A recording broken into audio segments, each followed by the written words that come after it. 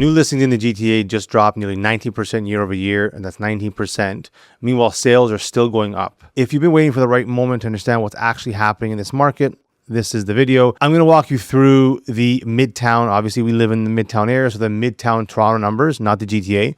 But just wanted to give you some context to what's happening in the GTA. By the end of this video, you'll know exactly what it means for buyers and sellers right now. Inside the city of Toronto specifically, there were 2,377 sales in May. Average price just over 1.1 million. New listings at 6,400. Active listings 9,900. Average days on the market 26 days.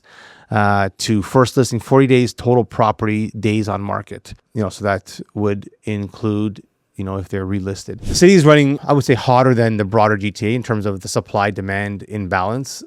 New listings in the 416 have been falling faster than in the 905.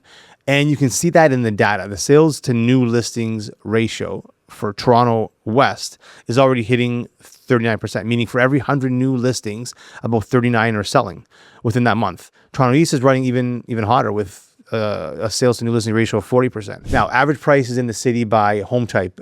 Detached is sitting at just over 1.6. Semi-detached, just under 1.3. Townhomes kind of just over 1.1, and condos at 673,000. Now, I want to flag one specific signal in the condo data inside the 416. Condo apartments are still soft. Prices are down, I would say, meaningful amounts year over year in most of the districts, but volume is holding up, which means buyers are engaged when pricing is realistic. And that's kind of, I would almost say that's across the board. Like, I had a number of listings where we priced it properly and we had a lot of activity and sold it very quickly. So now they weren't necessarily condos, but I just feel like it does, that specific requirement kind of casts across all home types. You need to be priced properly. If you're a condo seller, this isn't time to anchor yourself to 2022 prices. If you're a condo buyer, your leverage is real, but I don't think it's going to last forever. But for now, I think you're in pretty good standing. All right. So what is the story in Midtown Toronto, the neighborhood we all live in, and the neighborhood I work in almost every day? So CO4, Midtown Toronto, which includes Bedford Park, Lawrence Park, North South, Forest Hill North, Yonge and Ag, those areas, which is obviously the area I probably know best. And May 2026 delivered a pretty interesting story. So there were 77 sales in CO4 in May. That's pretty solid volume for this area, I'd say. New listings came in at 184. Active listings were at 274, and the months of inventory is sitting at 4.2, which is balanced to slightly tight for a high-end neighborhood. Average days on market is 20 days. Now that's pretty fast. To give you context, the GTA average is 27 days. So CO4 is moving homes 25% faster than the broader market right now. The average selling to listing price ratio is 96%, which is pretty healthy for this price range. That means sellers are giving up about 4% from list to close on average. That's not a distressed market. That's a negotiation. Now, let me give you the number that I think defines CO4 or the CO4 story in May.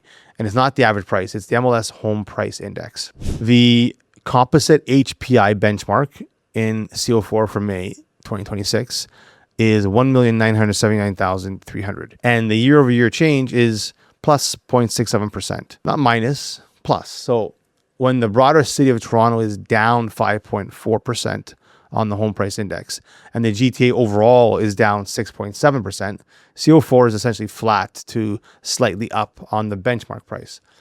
The detached benchmark in CO4 is 2,565,600, which is up 0.19% year over year. Now, what does that tell you? It tells you that CO4 is holding its value better than virtually anywhere else in the city. The premium neighborhood premium is real. When supply is tight and buyers are selective, they go to the most desirable locations first. And that's, Lawrence Park, it's Bedford Park, Yonge and Ag, all these areas. So if you own in CO4, and most of us do, that's meaningful context for how you think about your equity. If you're looking to buy in CO4, you're not going to find the same level of price softness you find in, condos downtown, because the fundamentals here are different. So before I get into buyer and seller takeaways, let's give you a quick macro snapshot, because I think this matters. The Bank of Canada's overnight rate is currently 2.3%. Prime rate is 4.5%. 5-year fixed mortgage rates are sitting around 6.09.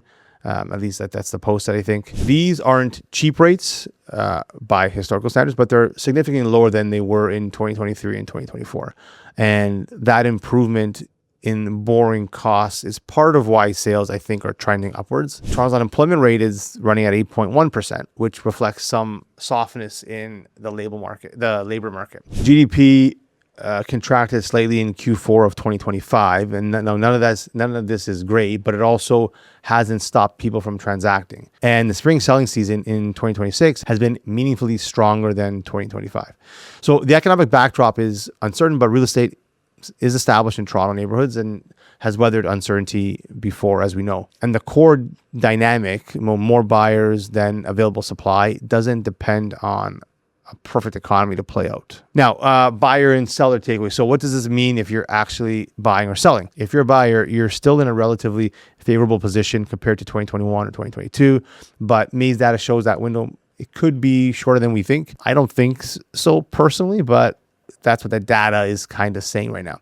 New listings are drying up. Nearly 19% fewer came to market this month versus a year ago. When supply keeps falling and sales keep rising, the negotiating leverage buyers have today could start to shift towards sellers. If you're qualified and you're serious, the time to be thoughtful about your timing is probably now, not after prices recover.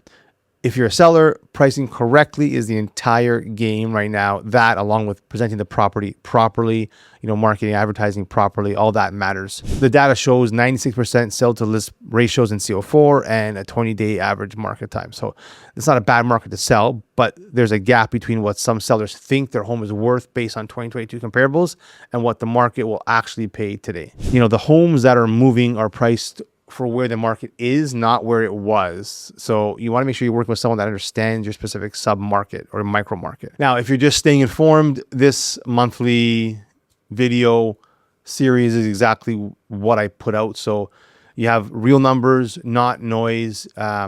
If you want to understand what it means for your specific property, whether you're thinking of making a move or just want to know where you stand, I'm always available for that kind of conversation. So that's the May 2026 TREB Market Watch breakdown.